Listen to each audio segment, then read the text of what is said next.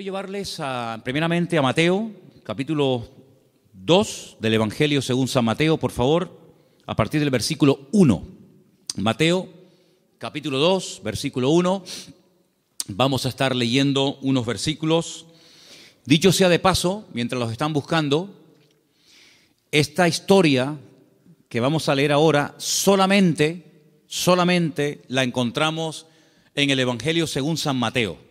Marcos no menciona nada de la visita de estas personas, ni Lucas tampoco, ni Juan tampoco. Solamente Mateo, repito, es el único que nos habla de unas personas que vienen de muy lejos, guiados milagrosamente a través de un astro, a través de una estrella, con el propósito de reconocer, con el propósito de ofrecerle una serie de presentes y de regalos a un niño que prácticamente está no recién nacido, pero que ha nacido de una forma milagrosa, y ellos vienen desde lejanas tierras, como acabo de decir, guiados milagrosamente hasta llegar a el lugar donde vivía, Belén, Betlehem, la casa del pan, a 7, máximo 8 kilómetros de Jerusalén se encuentra la pequeña localidad de Belén, que hasta el día de hoy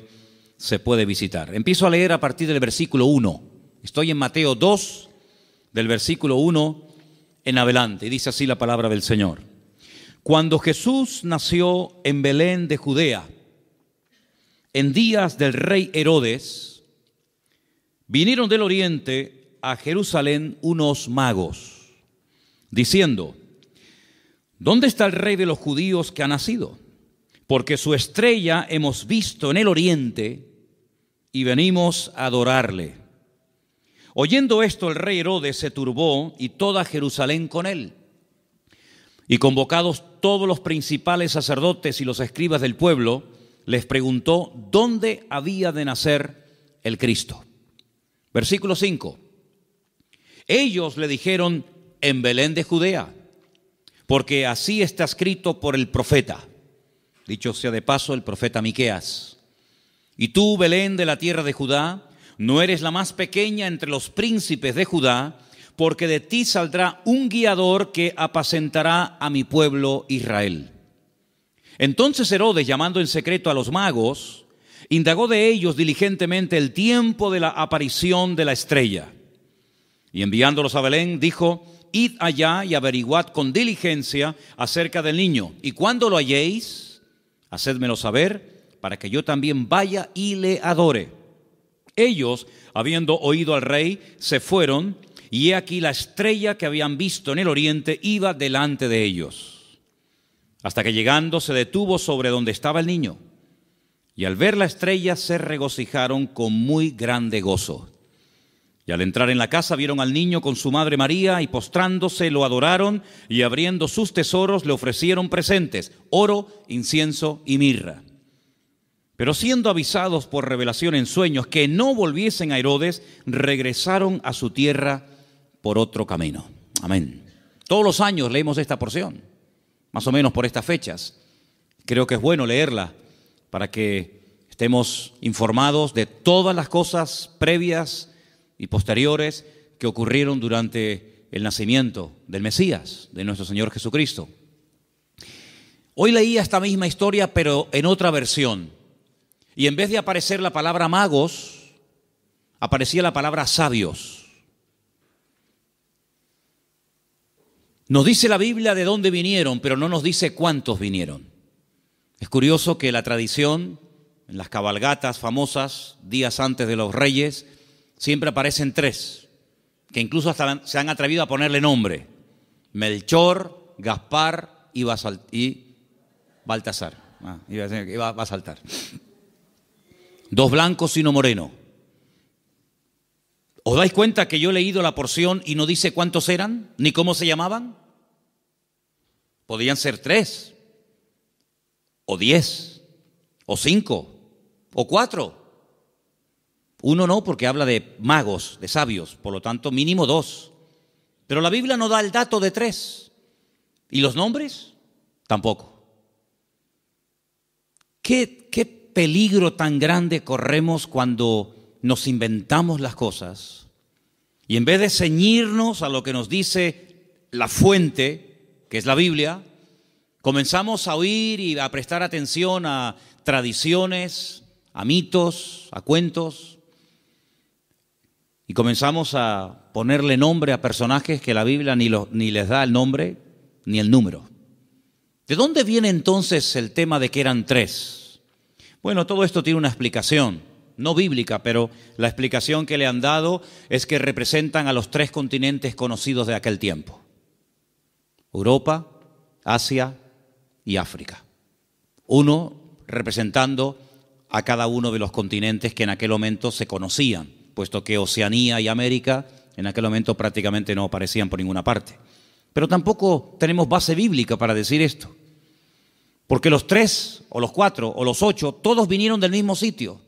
No vino uno de África, otro de Europa, otro de Asia y allí se encontraron. No, venían juntos. Y venían los 3 juntos con un propósito. Y vinieron todos dirigidos de la misma manera. No es que uno en África tuvo un sueño, otro en Europa tuvo una visión y se le presentó un ángel y otro... No dice eso.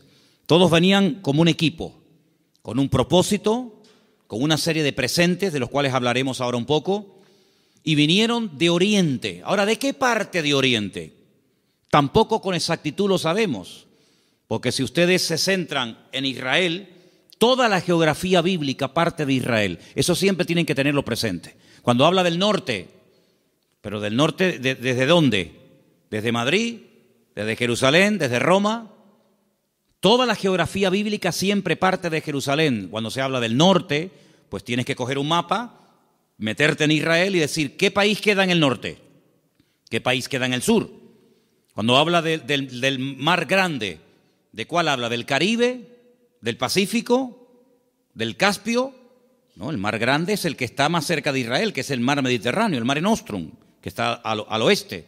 Cuando habla del oriente, pues tienes que mirar desde Israel, no desde donde tú has nacido, porque si no, no encajan las cosas. Desde la geografía bíblica tienes que mirar qué países quedan al este, al oriente, de donde sale el sol.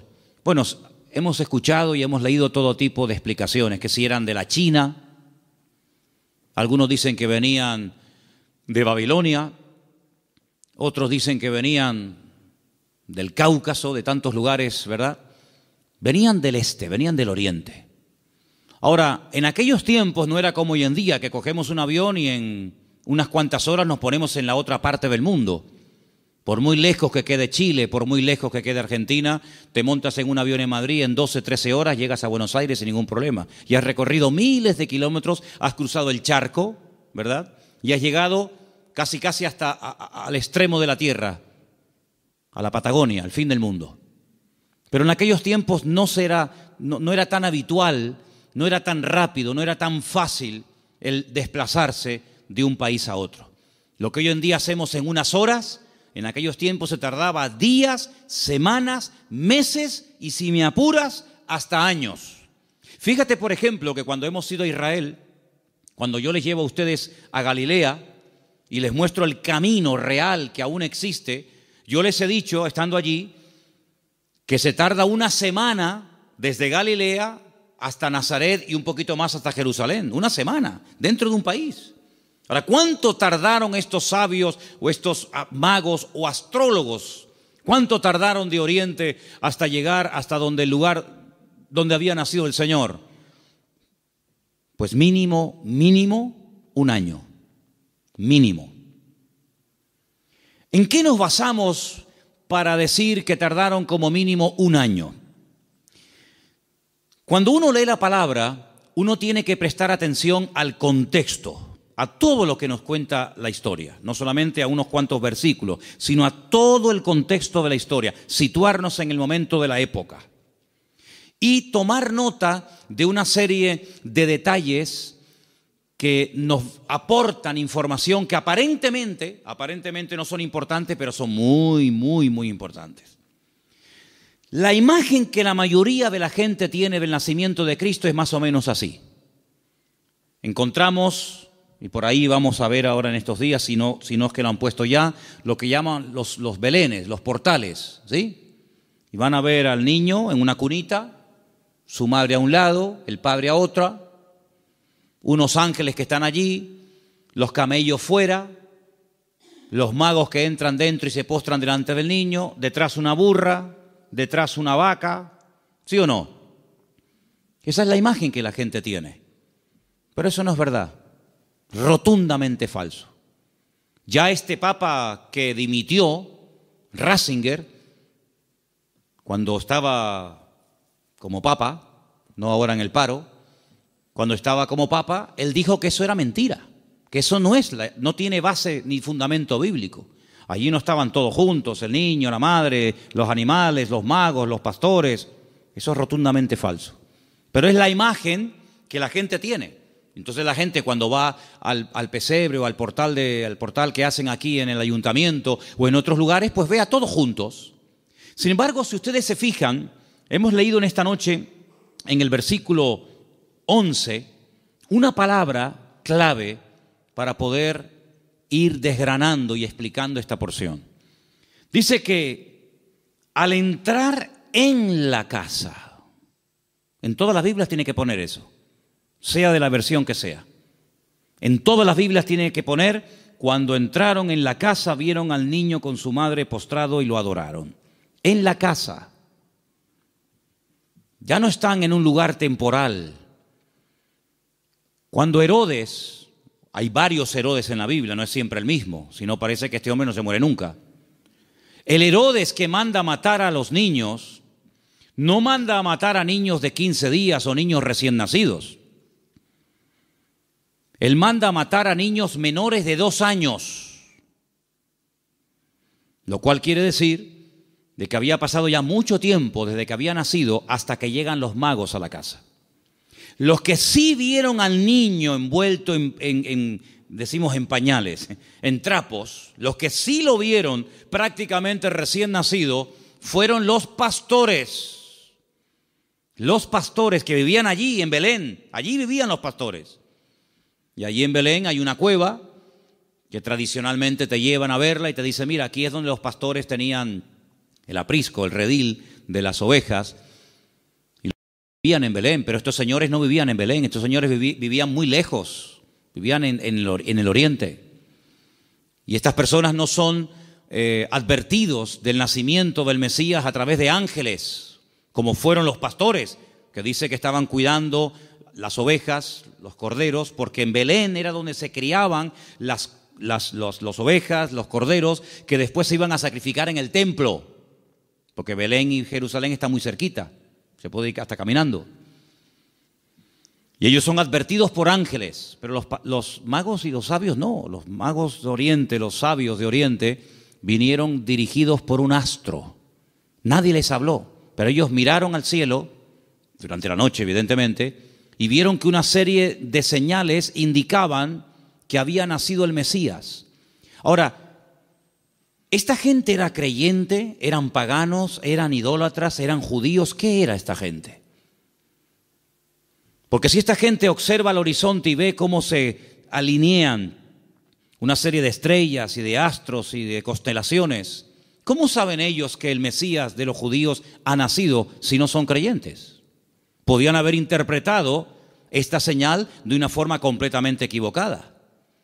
Por ejemplo, en aquellos tiempos era muy común, en los tiempos de la Biblia era muy común que en aquellos sitios de tanta idolatría y de tanta adoración a los astros, al sol, a la luna, a las estrellas, cuando nacía un niño, los sacerdotes de esas religiones sacaban a los niños durante la noche y miraban al cielo.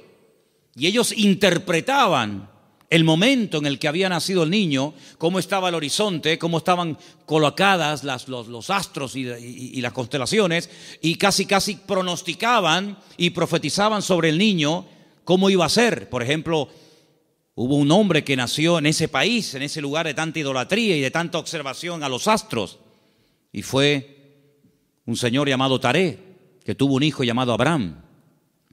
Y cuando le pusieron el nombre, seguramente interpretaron equivocadamente de los astros que este sería un hombre enaltecido y le marcaron su destino. hasta que él huye de esa tierra y el Señor le dice, levanta la mirada a los cielos, cuenta las estrellas, porque lo que te han profetizado no es así.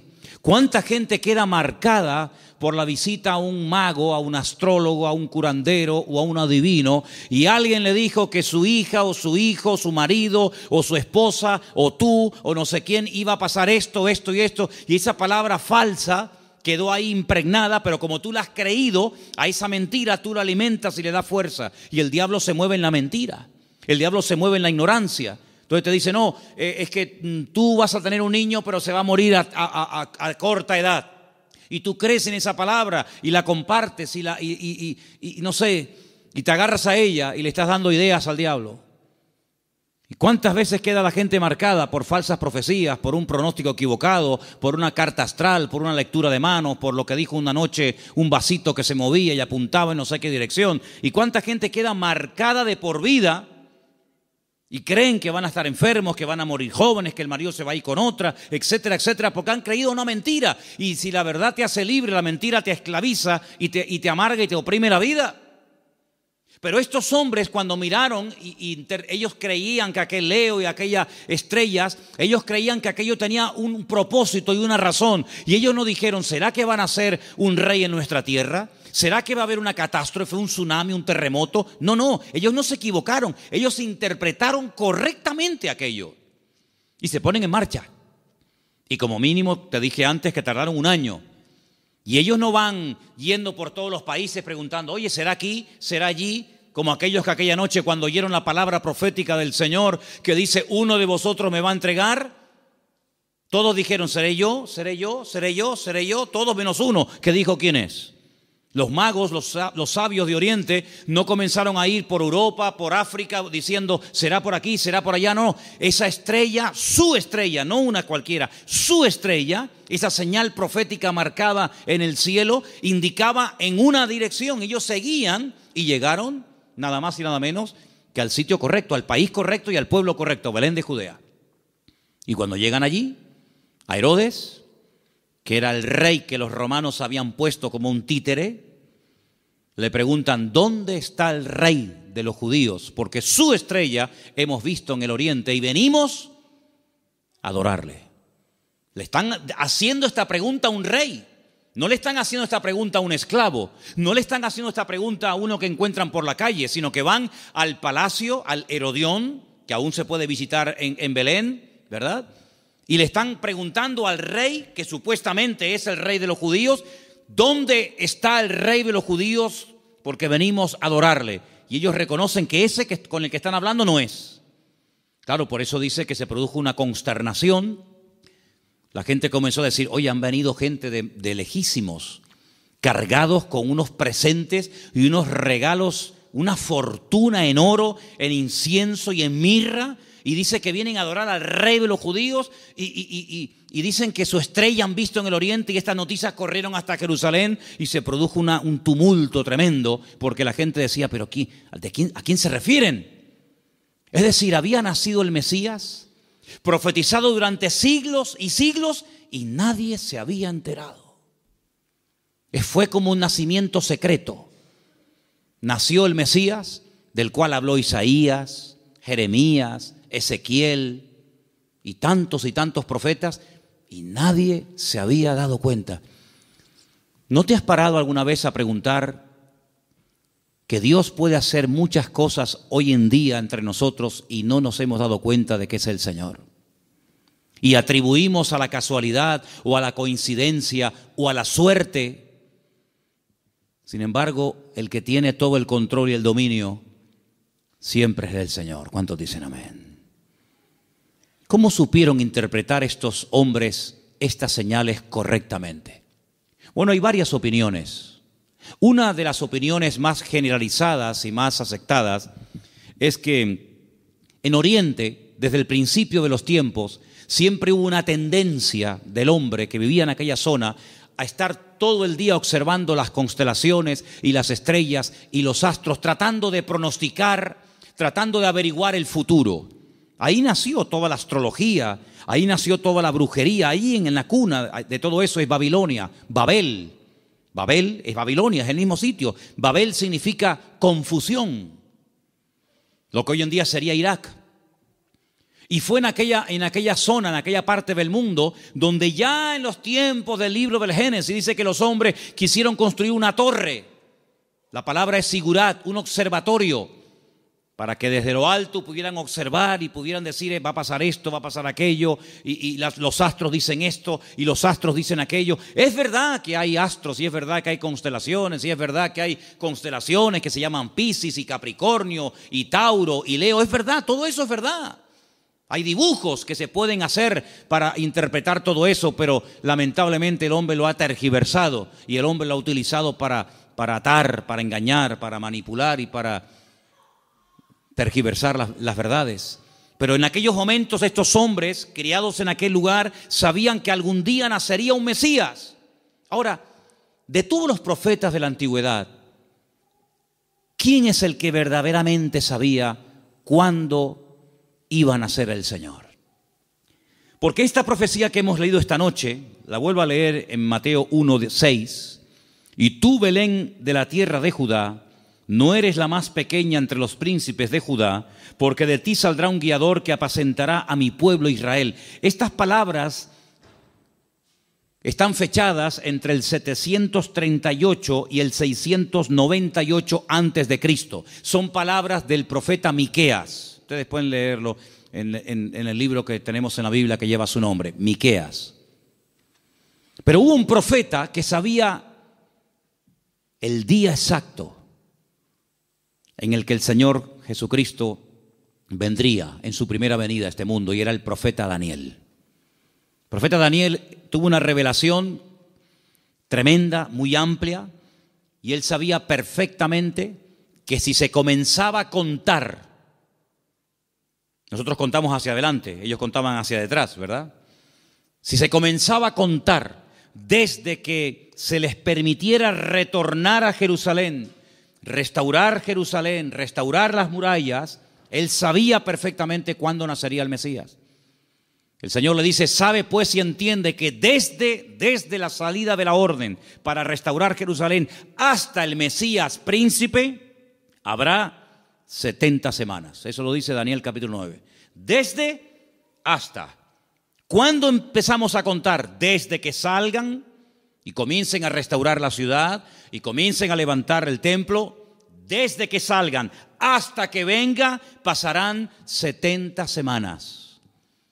Pero claro, como expliqué en su momento, 70 semanas son 490 días. Y no hay 490 días desde que Nehemías, Esdras y Zorobabel reconstruyen la ciudad de Jerusalén hasta Cristo. No hay 490 días, hay muchísimo más. Entonces, ¿qué es lo que pasa? También expliqué en su momento, y quiero solamente recordarles, que la forma de contabilizar el tiempo en la Biblia y según el pueblo de Israel varía mucho de cómo contamos nosotros el tiempo. Partimos de la base de que nuestro calendario no es el calendario bíblico. Nuestro calendario es un calendario mandado a hacer por un papa llamado Gregorio. Un tiempo que gira, un año que gira en torno al tiempo que tarda el sol en dar todo el círculo, ¿verdad? O la tierra, perdón, el tiempo que tarda la tierra en recorrer las 4 estaciones, que es alrededor de 365 días. Mientras que el calendario bíblico es un calendario basado en la luna y tiene 360 días. Silencio, por favor. Quiero que presten atención todos, no me estén hablando nadie. Si el calendario bíblico tiene 360 días y nuestro calendario tiene 365, aquí hay un problema. Nuestro calendario va aumentando más rápido de lo que va aumentando el tiempo bíblico. Tenemos más días para hacer un año que el calendario bíblico. El calendario bíblico es más corto. Primer problema. Segundo problema que tenemos. Nosotros contabilizamos el día a partir de las 12:01 de la noche. En la Biblia no se cuenta, estamos hoy a jueves, ¿verdad? ¿Hasta qué momento será jueves? Hasta las 12:01. Hasta las 12 de la noche es jueves. Y a las 12:01 automáticamente ya es viernes. En la Biblia el día empieza con la caída del sol. Cuando se pone el sol y una mujer no tiene luz para enhebrar una aguja y ya se pueden ver tres estrellas en el horizonte y ya no hay luz suficiente para enhebrar una aguja, ahí empieza. Si en este momento en Israel, a las 4, 4 y cuarto, 4 y media como mucho de la tarde, ya es de noche, quiere decir que en Israel a las 4 y media de la noche ya es viernes, mientras que aquí todavía estamos en el día jueves. ¿Se dan cuenta la cantidad de desajustes que se producen? Cuando el hombre se sale de la palabra, cuando el hombre sale de la escritura, es un lío. Por eso después no encaja nada. Por eso muchas personas han intentado poner fechas y tal, y es un desastre, porque no se ciñen a la escritura.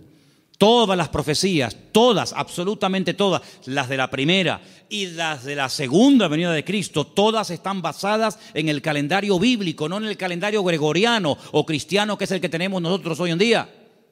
Según el calendario bíblico, estamos en el año 5777.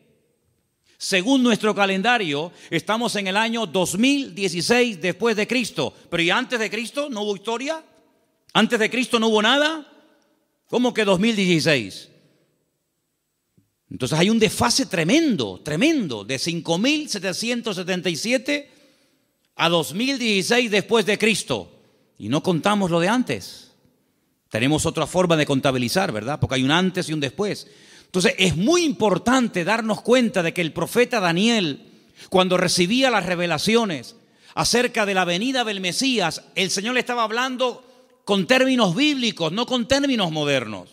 Y cuando el Señor le dice 70 semanas, Daniel, sabe pues y entiende, escucha esto, desde que salgáis hasta que venga el Mesías príncipe, pasarán 70 semanas, pero resulta de que en el pueblo de Israel y según la Biblia, y esto está demostrado en el libro de Levítico, las formas de contar los días y las semanas también son diferentes. ¿Por qué? Porque nosotros llamamos semanas a un grupo de 7 días. Y 7 días para nosotros es una semana. Claro, y para todo el mundo. Pero además, en la Biblia se llama semana a un periodo de 7 años. Es decir, si le preguntas a un niño cuánto tiempo tiene, te puede responder de 2 maneras. A la manera nuestra y te dice, yo tengo 7 años. O te puede decir, yo tengo una semana. Y tú dices, ¿cómo va a tener esta niña una semana? Qué grandes son los niños en Israel, ¿no?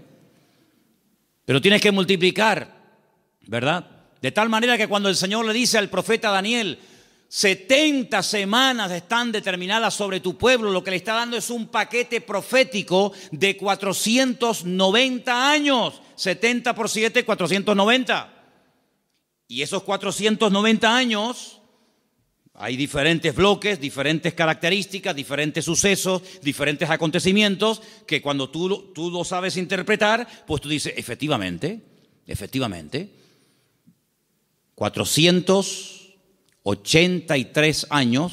483 años, multiplícalo por años de 360 y te va a dar el número exacto de días que hay desde que salieron de Babilonia y restauraron Jerusalén hasta que entró el Mesías. Pasaron 483 años.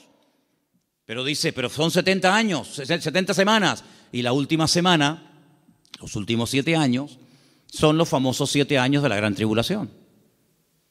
Y todo encaja. La Biblia es matemática pura.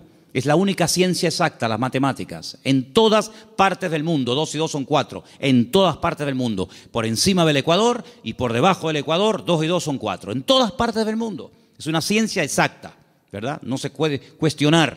No es que aquí 2 y 2 son 4, allí son 3 y medio, allí son 8. No, en todas partes es igual. Y el Señor usa la matemática de Él, el tiempo de Él, el calendario de Él, para preparar a los pueblos, para preparar a las naciones, para preparar a su pueblo, para que aquel día no nos sorprendan las cosas como ladrón en la noche. Entonces estos hombres seguramente tenían la información que tenía el profeta Daniel. Y junto con la información del profeta Daniel y la observación meticulosa de los astros y de las estrellas, automáticamente dijeron, el tiempo se ha cumplido. El tiempo se ha cumplido del nacimiento del Mesías. Y ellos se ponen en marcha. Y cuando llegan, Pues ya el niño no es un niño recién nacido. Ya el niño no está en un pesebre. El niño está en una casa. El niño está en una casa. Es interesante notar que en el pesebre estaba José y María, pero en la casa está solamente María, ya no está José. Y estos detalles es importante darse cuenta, porque son los detalles que nos van a ayudar a tener toda la información, todas las piezas del puzzle, y vamos a poder decir, amigo, los que vieron al niño recién nacido fueron los pastores. Y los magos o los sabios de Oriente, cuando vinieron, no vieron a un niño recién nacido, vieron a un niño de 1 año, año y medio, máximo 2 años. Y es muy diferente. Ahora, es interesante que Herodes, es decir, no se toman decisiones políticas, no se hacen edictos reales hasta que le llega la información de los sabios o de los magos a Herodes. Mientras tanto, Herodes estaba tranquilo, pero en el momento en el que estos hombres le dicen, es que el motivo de nuestra visita a Belén, ellos no son de aquí, el motivo de que estemos aquí tan lejos de nuestra tierra es que venimos a adorar a un rey que nos ha dicho, nos ha guiado el Señor y sabemos que tenemos que venir a adorarle. Jamás un rey, jamás una persona se le ocurriría visitar a un rey con las manos vacías, porque era un insulto. Era una provocación, era el no reconocerme. ¿Cómo te atreves a venir a visitarme a mí con las manos vacías? No me estás reconociendo como rey. Si tú me reconoces y te sometes y me respetas, tienes que traerme siempre un presente. Y por eso ellos vienen cargados con muchos kilos, hermano, ¿no? A veces vemos en las obras de teatro, en las películas, vemos una cajita ahí ridícula. Date cuenta, hermanos, que José era un hombre que tuvo que cerrar su negocio y se tuvo que ir al extranjero a vivir durante un tiempo. Y este hombre, cuando llega a Egipto con un niño pequeño, con su mujer, él no tiene trabajo, él es un extranjero. Los judíos no eran muy bien vistos en Egipto porque siglos atrás los judíos, a través de otro judío llamado Moisés, habían destrozado el país de Egipto. Por lo tanto, no iba a ser nada fácil para un extranjero abrirse camino en Egipto. Pero tú no te preocupes, el Señor siempre va adelante. Cuando tú haces tu parte, no te quepa la menor duda de que el Señor siempre va a hacer la suya. Eso lo he enseñado yo hasta la saciedad. Algunos hacen caso y otros no hacen caso. Pero los que hacen caso y hacen su parte y se mueven en fe, el Señor siempre les sorprende. Ahora, los que están esperando que se llene la piscina para tirarse, ni con la piscina llena se tiran, porque no se van a tirar. El creyente tiene que andar por fe y no por vista. Ellos se dirigen hacia Belén, el lugar donde estaba escrito que tenía que nacer el Mesías, porque, hermanos, había tantos datos, tanta información, tantas profecías sobre el nacimiento y sobre la vida del Mesías, que era imposible cumplirla todas. No las voy a mencionar todas, evidentemente, pero se tenían que dar más de 150 profecías en aquel que decía que era el Mesías para poder reconocerlos, valga la redundancia, como el Mesías. Si una persona decía, yo soy el Mesías, y se le preguntaba, ¿de dónde tú eres? ¿Dónde has nacido? Y te decía, yo nací en Capernaum, tú no puedes ser el Mesías. Aunque hagas milagros, aunque prediques muy bonito, tú no puedes ser el Mesías. ¿Por qué? Porque tú no has nacido en Belén de Judea. Por lo tanto, si alguien se levantaba y decía, yo soy el Mesías, y predicaba y hacía milagros, qué bien, ¿será este el Mesías? ¿Cómo te llamas? Yo, Santiago, Jacobo. Tú no puedes ser el Mesías. ¿Por qué? Porque el Señor dice cómo se iba a llamar el Mesías. Si alguien se levantaba y decía, yo soy el Mesías, he sanado enfermos, mudos, ciegos, paralíticos, he resucitado muertos, he limpiado leprosos, y la gente se quedaba con la boca abierta. Si a alguien se le ocurría preguntarle, ¿de qué tribu eres? ¿Cuál es el origen de tu familia? Y te decía, yo soy de la tribu de Neftalí. Le podía decir, tú eres un falso Mesías. ¿Por qué? Porque la Biblia profetizaba que tenía que ser de la tribu de Judá. No de otra tribu, sino de la tribu de Judá. Por lo tanto, hermanos, era prácticamente imposible que en una persona coincidieran todos los detalles de Belén de Judea, de una joven que nació como nació, de la tribu de Judá, etcétera, etcétera, etcétera. Más aparte todas las profecías que tenían que llevarse a cabo durante su ministerio público, aparte cómo lo iban a crucificar, porque el Mesías tenía que morir crucificado, no podía morir de viejo, no podía morir de un tiro, de una flecha, de un arco, de una jabalina, no podía morir de un infarto, tenía que morir crucificado entre dos malhechores, no entre 10, no entre 2. Y no le podían partir ni un solo hueso. Eso es imposible, a un crucificado que no le partan ni un hueso. Se los partieron al de la izquierda, se los partieron al de la derecha, pero a Jesús no, a Jesús no. No le podían partir ningún hueso. Y iba a morir como un inicuo, como un pecador, como un vil pecador, pero iba a ser enterrado como un rico. Tantos y tantos detalles que era prácticamente imposible. Pero suponte, imagínate que de los 150 detalles proféticos que tenían que cumplirse en él, una persona cumpliera 149. Pero queda el examen final, el más difícil de todos, la resurrección. Te han horadado las manos y los pies, te han crucificado entre ladrones, te han enterrado en un buen sepulcro, han sorteado tus vestiduras, te ha negado uno de tus discípulos, etcétera, etcétera, etcétera, pero al tercer día no has resucitado. Por lo tanto, aunque cumpliera con 149 profecías, si no cumplía con el examen final, con la PAU, no apruebas el examen, amigo. Por lo tanto, hermanos, cuando estos hombres se ponen en marcha, no es por emociones, no es por un sentimiento pasajero, sino es porque están coincidiendo tantas cosas que ellos van en fe y en obediencia, guiados milagrosamente a través del desierto, probablemente un viaje de más de un año hasta llegar a Belén de Judea. Cuando ellos llegan y le dicen a Herodes que vienen a adorar al Señor, resulta de que le presentan 3 tipos de regalos. Vamos a leerlos nuevamente, por favor. Estamos en Mateo capítulo 2, versículo 11. ¿Lo ponemos? Mateo 2, 11. Al entrar en la casa vieron al niño con su madre María y postrándose lo adoraron. Y abriendo sus tesoros le ofrecieron presentes, oro, incienso y mirra. Algunos comentarios dicen que Daniel, cuando recibió la revelación, que la tenemos en la Biblia, por si te interesa conocerla, del nacimiento del Mesías, y también de su reinado, pero estamos hablando de su primera venida, Daniel vivía en el palacio con el rey Nabucodonosor, ¿os acordáis, verdad? Después con Belsasar y después con otros también. Dicen los comentarios que Daniel no tuvo descendencia, seguramente lo hicieron eunuco, que era lo más probable, y no tuvo descendencia, pero dice que era uno de los hombres más ricos de todo el país. Después del rey, el que más autoridad, el que más prestigio y reconocimiento tenía, era Daniel. Así de claro, igual que José en Egipto, que después de Faraón el que mandaba era José. Casi podríamos decir que mandaba más José que Faraón. Toda esa fortuna, toda esa riqueza no se la quedaron sus hijos porque, repito, no tuvo.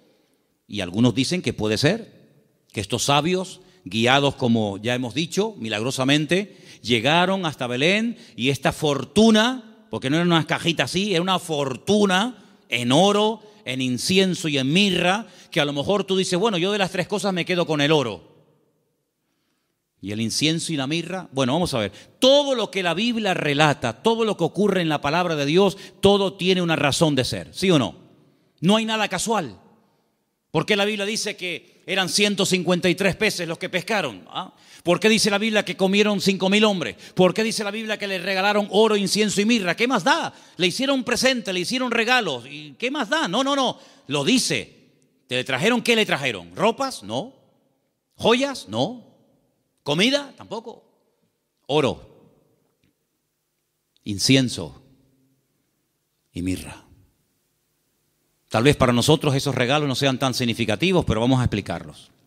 En estos 3 regalos, nosotros podemos ver, en cierto sentido, el reconocimiento de ese triple ministerio que el Señor Jesucristo llevaría a cabo durante su vida. Ustedes saben que en el Antiguo Testamento o eras profeta o eras rey. Las dos cosas al mismo tiempo no se podía hacer. Muy rara vez, por ejemplo, David, a veces profetizaba, pero David no pasó a la historia por ser un profeta, aunque a veces profetizaba. Pero uno conoce a David como el rey de Israel, no como un profeta. Sin embargo, a Isaías lo conocemos como un profeta. Sin embargo, en la figura de Cristo, en la figura del Mesías, se iban a dar tres características únicas de él: rey, profeta y sacerdote. Rey, profeta y sacerdote. El oro representa en cierto sentido la realeza del Señor Jesucristo, porque Él es el Rey de reyes y Señor de señores. Nadie dijo amén, pero lo es. Él es el Rey de reyes y el Señor de los señores. Nació como rey, lo crucificaron diciendo que era un rey y volverá a este mundo como un rey. Cuando nació dijeron: hemos venido a adorar al rey de los judíos. Era un niño, 1 año y medio, 2 años, pero era un rey. Todavía no se manifestaban sus poderes, sus milagros, pero era un rey. Cuando murió en una cruz, él no lo dijo, pero Pilato dijo: quiero que le pongan encima de la cruz un título, una placa donde ponga en 3 idiomas para que todo el mundo lo entienda, en latín, en hebreo y en griego. Quiero que pongan: este es el rey de los judíos. Es increíble. Cuando Pilato le dice: pero tú eres un rey, ¿sí o no? Y dice: yo para esto he venido a este mundo. Pasa que todo tiene su momento y todo tiene su lugar. Cuando oramos en el Padre Nuestro, lo leemos o lo mencionamos, hay una parte que recordamos que Él es rey. Cuando decimos: venga tu reino, y no hay reino sin rey, y no hay rey sin reino. Por lo tanto, Él es un rey. Y en ese presente del oro, moneda internacional, dicho sea de paso, porque con oro puedes ir a cualquier parte del mundo, se reconoce que Él era un rey. De hecho, ellos dicen: venimos a adorar a un rey, pequeño, pero al fin y al cabo rey. Luego resulta de que el Señor Jesucristo era profeta, era la voz del Padre, era el que anunciaba las buenas nuevas de salvación a los quebrantados de corazón, a los ciegos, a los prisioneros, a los pobres. Él proclamaba el mensaje, era un profeta. Y ahí lo vemos, hermanos, como la mirra. La mirra era lo que se utilizaba, ¿verdad?, en los ungüentos para ungir a las personas. Y con ese elemento de la mirra vemos que se le reconoce su ministerio profético. ¿Cuántas veces profetizó el Señor? ¿Recuerdan alguna profecía que dijo el Señor? Yo recuerdo muchas. Por ejemplo, una muy sencilla, pero que se cumplió literalmente. En una mesa se queda mirando a todos y les dice: ¿sabéis una cosa? Esta noche uno de ustedes me va a traicionar. ¿Cómo? ¿Nosotros? Eso no puede ser. Nosotros somos tus discípulos. Lo hemos dejado todo para estar contigo. Pero él profetizó. Eso es una palabra profética. No se había cumplido. Uno de vosotros me va a traicionar. Uno de vosotros me va a negar. Y se cumplió literalmente. Aunque el que lo iba a hacer dijo: no. Aunque todos te abandonen, yo nunca te abandonaré. Y resulta que el que más habla es el que es. Ay, amigo. Yo recuerdo una profecía que dijo el Señor. Muy larga, por cierto. La tenemos enterita en Mateo 24. En los últimos tiempos se levantará nación contra nación y reino contra reino, y la maldad se multiplicará, pero el que persevere hasta el fin será salvo. Estamos viendo cómo la maldad se ha disparado de una forma increíble, hermanos, increíble. Raro es el día que usted no ponga la televisión a la hora de las noticias y no oiga tragedias y tragedias y tragedias y más tragedias. Si no es en Alemania, es en Francia, si no en Siria, si no en Jordania, si no en Grecia, siempre por todos los lados. Hablábamos de Sodoma y Gomorra, pero ¿cuántas ciudades hoy en día han ganado en maldad a Sodoma y Gomorra? Antes había una Sodoma, antes había una Gomorra, ahora hay miles de Sodomas y de Gomorras, miles. La maldad se va a multiplicar. Falsas doctrinas, falsas enseñanzas, terremotos, pestes. Hermano, ¿cuántas palabras dio el Señor? Una palabra profética que dijo, vete, tu criado ha sido sanado en esta misma hora. Es una palabra profética. Estaba allí, pero cuando llega, estaba sanado. Dice, ¿a qué hora fue sanado? Dice, a tal hora. Dice, a esa hora fue cuando él me dijo que iba a ser sanado. Profeta fidedigno, siempre anunciando la verdad, la palabra de Dios claramente. Y como sacerdote, ahí tenemos representado el incienso que subía continuamente a la presencia de Dios, recuerda el ministerio sacerdotal. Pero algunos de ustedes dirán, pero Cristo no podía ser sacerdote, porque los sacerdotes eran de la tribu de Judá, de la tribu de Leví. Y Jesús, como tú acabas de decir, no era de la tribu de Leví, era de la tribu de Judá. Los de Judá no podían ser sacerdotes. Es verdad, tienes razón. Pero Jesús no es sacerdote según la tribu de Leví, sino Jesús es sacerdote según Melquisedec, rey de Salem. Porque los levitas desaparecieron, pero el sacerdocio de Cristo es constante, permanente y eterno por los siglos de los siglos. Amén. ¿Te das cuenta? Por lo tanto, todo encaja de una forma perfecta. Oro, incienso y mirra. Ahora puedes salir corriendo a Egipto como extranjero, no tienes trabajo, nadie te va a abrir las puertas, pero tú no te preocupes. El hombre te cerrará las puertas, pero Dios que va delante de ti te abrirá todas. ¿Cuántos dicen amén? Esa es la confianza. Y José no cuestionó, José no dijo, bueno, pero esto es una locura, esto es un disparate, y yo cómo voy a cerrar mi negocio y mis herramientas, y yo me dedico a esto y ahora voy a Egipto y qué hago yo allí, no hablo el idioma, no me conoce nadie, no tengo clientes. No importa. Cuando el Señor te dirija a hacer algo, no tengas miedo. Dice la Biblia que el que pone su mano en el arado y mira atrás, el surco le sale torcido y no sirve. Pero nosotros no andamos por emociones, por sentimientos. Y lo dije una vez, lo que está claro en la palabra, no busque confirmación. Hay gente, no, es que yo quiero ver lo que Dios me dice, que ya te lo dijo. Tú no tienes que orar para ver si es la voluntad de Dios invitar al domingo al culto al vecino. ¿Qué quieres? ¿Molestar a Gabriel con todo lo ocupado que está para que venga a ti a decirte, sí, vete al vecino a hablarle de mí? Cuando la Biblia dice, id por todo el mundo y predicar el evangelio a toda criatura. Lo escrito no necesita confirmación. Los que siempre buscan confirmación son los que dudan, los que no se terminan de fiar, los cobardes como Gedeón, que ponía una prueba y vamos a poner otra, y vamos a poner otra. ¿Cuántas pruebas queremos? Por lo tanto, hermanos, la visita de esta gente fue algo realmente increíble, algo tremendo. Pero, al mismo tiempo, tengo que decir que Herodes le dio un encargo. Herodes le dijo, bueno, pues díganme dónde está exactamente para que yo después vaya y también le adore juntamente con ustedes. Estaba mintiendo, estaba diciendo mentiras. Nunca fue a adorarlo, al contrario.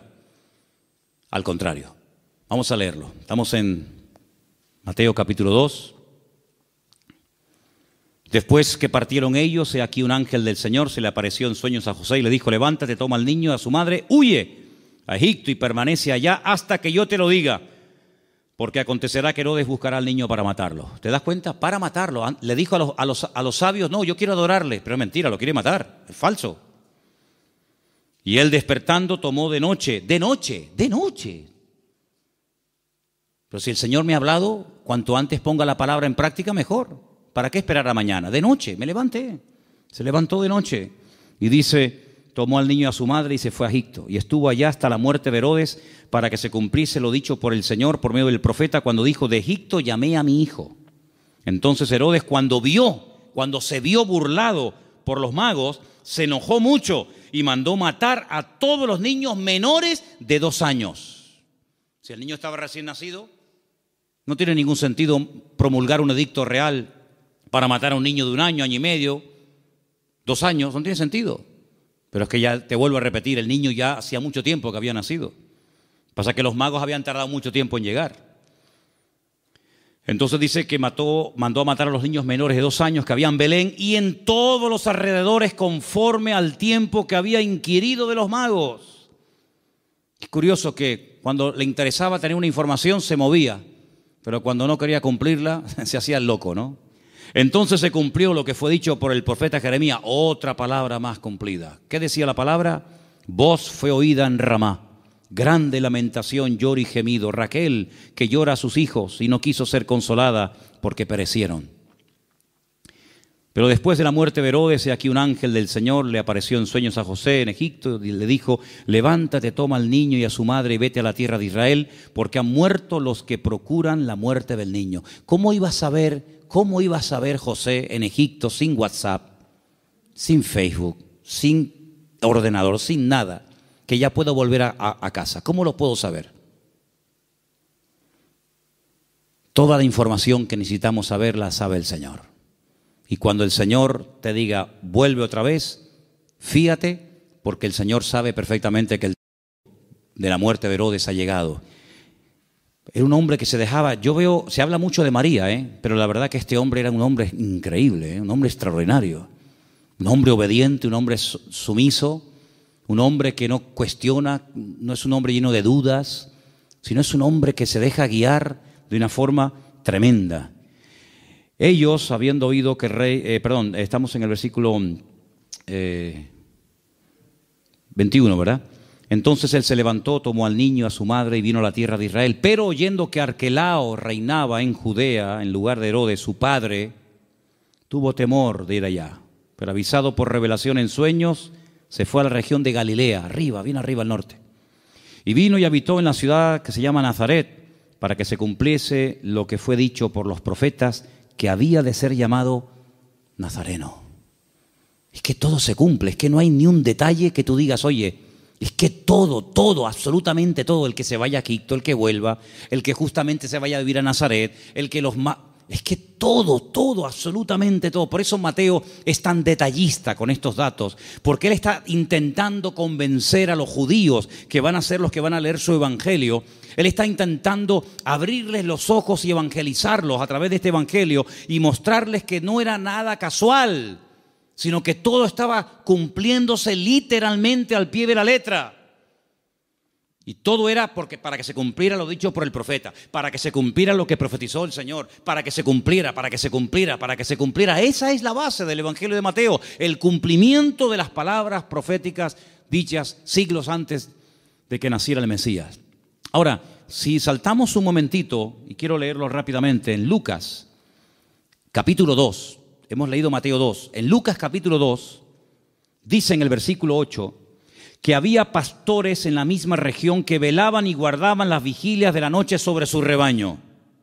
Y aquí se les presentó un ángel del Señor, y la gloria del Señor los rodeó de resplandor, tuvieron gran temor, pero el ángel les dijo, no temáis, porque aquí os doy nuevas de gran gozo, que será para todo el pueblo, que os ha nacido hoy, no ayer, no hace una semana, hoy os ha nacido en la ciudad de David. ¿Cuál es la ciudad de David? Belén. Si David también era de Belén, era de allí. Un Salvador que es Cristo, el Señor. Esto será de señal.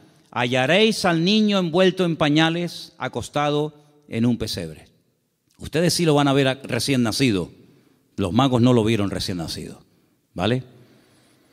Repentinamente se apareció con el ángel una multitud de las huestes celestiales que alababan a Dios y decían, gloria a Dios en las alturas y en la tierra paz, buena voluntad para con los hombres. Sucedió que cuando los pastores se fueron de ellos al cielo, los ángeles, no se fueron los pastores al cielo y se quedaron los ángeles, fue al revés. Se dijeron unos a otros, pasemos pues hasta Belén y veamos esto que ha sucedido y que el Señor nos ha manifestado. Vinieron pues apresuradamente y hallaron a María y a José. Cuando llegaron los magos, José no estaba, por lo menos no lo menciona, pero aquí sí. Estaba José, María y el niño acostado en el pesebre. Y al verlo dieron a conocer lo que se les había dicho acerca del niño, y todos los que le oyeron se maravillaron de lo que los pastores decían. Pero María guardaba todas estas cosas, meditándolas en su corazón. Y volvieron los pastores glorificando y alabando a Dios por todas las cosas que habían oído y visto, como se les había dicho. ¿Tú sabes el frío que hace en Israel en invierno? ¿Sabes el frío que hace allí? Aquí me hace gracia cuando la gente dice, uy, qué frío que hace. Tú no sabes lo que es frío. Allí hace frío, pero de verdad, y nieva. Jesús no nació el 24 de diciembre, hermano. Eso es una gran mentira. A partir del 400 y pico después de Cristo, alguien dijo que había nacido el 24 de diciembre, porque era el día más pagano del año. El peor día de todos. Y entonces dijeron, bueno, pues el día peor, el más pagano, el más terrible, vamos a cristianizarlo. Y vamos a decirle al mundo que el Mesías nació en este día, para que en vez de adorar al sol y en vez de adorar las barbaridades que adoran, adoren al Rey, al Señor Jesús. Y desde ese momento, pues se instituyó pues esa fecha. Pero Jesús no nació en diciembre. Jesús nació, y se puede demostrar bíblicamente, y en la página web Luis ha hecho un trabajo extraordinario de las tablas de los tiempos en los que ministraban los sacerdotes en el templo en Jerusalén, etcétera, etcétera. Jesús nació entre septiembre y el mes de octubre. Entre septiembre y octubre. ¿Os dais cuenta también el detalle de Lucas que no habla de animales dentro del pesebre? Judío jamás en la vida dormiría junto a animales. Jamás en la vida. Usted no puede leer la Biblia, y menos el Nuevo Testamento, con una visión occidental o puramente cristiana, porque usted no tiene ningún problema en ver una vaca, una oveja, una cabra y una mujer No, perdone. El judío es tremendamente escrupuloso para eso. Los animales jamás conviven con los hombres, ni los hombres conviven con los animales. Ese es el cuento. Yo siempre he dicho que el portal de Belén es idolatría en miniatura, ¿o no? ¿Qué diferencia hay entre tener a un Cristo así de grande y tener a uno así chiquitito? Bueno, perdón, cuando yo era pequeño, mi madre tenía en lo que se llamaban el portal de Belén un cacho de Cristo así, ¿eh? De pequeño nada, era así, ¿eh? Desnudito, con el pañalito y con los deditos así. Y con una corona así, y con una cunita como de paja. ¿Qué diferencia hay entre adorar a un Cristo así, o uno así, o uno así, o uno así? Ninguna. El tamaño no hace mayor o menor el pecado. No te harás imagen, dice la Biblia. No te harás imagen. No te harás imagen. ¿Dónde dice eso? Éxodo 20. No te harás imagen de lo que está arriba, ni abajo, ni aún debajo de la tierra. Ni te postrarás, ni las honrarás. En la casa de un creyente no puede haber ningún tipo de imágenes, ni de santitos, ni de vírgenes, ni de Cristo, ni de nada habido por haber. Es que es el Señor. ¿Qué es Señor? Es que es María. Es que es José. No, eso es falso. Un pesebre, un portal, es idolatría en miniatura. Idolatría en miniatura. Y la Biblia prohíbe a un creyente adorar y hacer, no solamente, es que yo no lo adoro, pero lo ha hecho. Dice la Biblia, no te harás. Porque no solamente dice no adorarás, sino dice no te harás. ¿Qué diferencia hay? Bueno, yo no la adoro, pero la ha hecho, por lo tanto es lo mismo.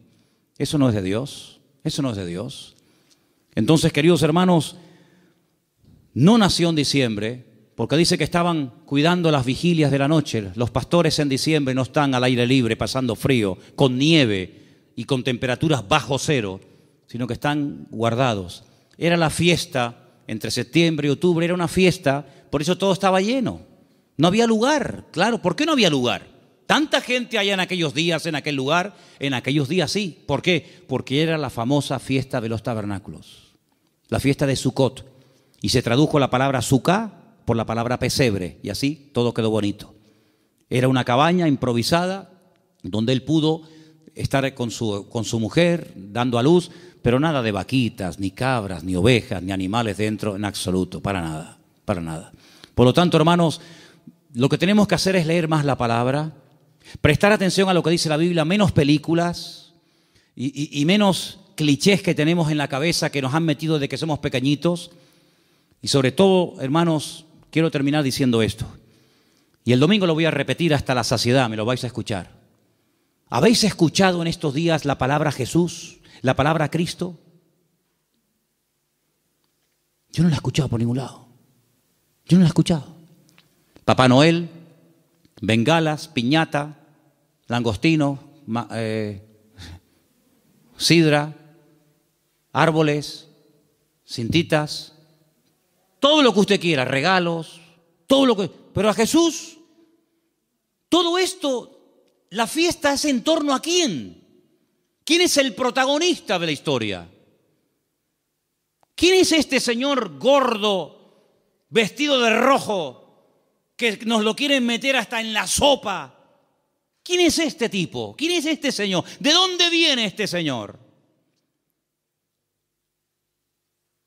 De San Nicolás, dicen los venezolanos, el San Nicolás, Papá Noel, Santa Claus. Santa Claus. Yo al único santo que conozco es al Señor Jesucristo, Señor de señores y Rey de reyes. No conozco a ninguno más. Hermano, o nos vamos a la Biblia o nos salimos de la misma. El protagonista en estos días no es Papá Noel, no son los magos, no es el arbolito. El protagonista tiene que ser nuestro Señor Jesucristo, que aunque el mundo diga que nació en diciembre, bueno, está bien, diciembre, enero, ¿qué más da? Lo importante es que tenemos que recordar de una forma especial, una vez al año, que el Señor Jesucristo vino, pero ¿vino para qué? ¿Para qué vino? ¿Para qué vino? Y todo eso, Dios mediante, lo explicaremos el domingo, porque el tema del programa del domingo es ¿qué es la Navidad? Y lógicamente para explicar lo que es la Navidad, tendré que explicar previamente lo que no es la Navidad. Pero hermano, nosotros no entramos en ese juego de consumismo. Si usted el 24 por la noche no puede tener la mesa llena de comida, no se preocupe, no pasa nada, hermano. El protagonista no somos nosotros, regalo va, regalo viene. Pero ¿a quién le llevaron los sabios regalos? ¿A quién? ¿A José? ¿A María? ¿A quién fueron a adorar? ¿A quién queremos adorar nosotros, hermano? ¿No lo queremos adorar a Él? ¿Al Señor tu Dios adorarás y a Él solo servirás? Pues todo este tinglado, este negocio y este comercio que ha inventado el hombre, que muchos negocios están esperando que llegue la Navidad para ver si vendo más, para ver si... Hermanos, esto no tiene nada que ver, esto no tiene nada que ver. Nosotros queremos dar testimonio de que el Señor vino a este mundo para morir por nosotros en una cruz y resucitar y perdonar nuestros pecados. Eso es a lo que vino el Señor. Que en cierto sentido, sí, fue un día alegre el día de su nacimiento, pero también fue el principio del fin. En el sentido de que ese niño hermoso y bonito y anunciado por ángeles y profetizado por centenares de profetas ha nacido para morir y morir de una forma terrible, terrible. Y nosotros sabemos todo eso y vamos a decirle al mundo, hermano, amigo, Él vino para esto, pero nadie habla de Cristo ni en la 3, ni en la 5, ni en ningún canal, ni en ninguna radio. Nadie habla del verdadero motivo por el que adornamos las casas, por el que se adornan las ciudades. Nadie habla de Él. Y sin Cristo, ¿la Navidad qué es? Nada. Hay muchos creyentes que se endeudan hasta aquí en diciembre y después llegan a enero y han tirado tanto de la tarjeta de crédito para comprar regalos para el abuelo, para la abuela, para el primo, para el cuñado. ¿Pero qué es esto? ¿Esto qué es? ¿Tú vas a entrar en ese juego? Entonces tú no has entendido nada del Evangelio, amigo. ¿Tú has entendido el Evangelio? ¿Tú eres cristiano de verdad? Pues si has entendido el Evangelio, eres cristiano de verdad, vivamos estos días como el Señor quiere que lo vivamos.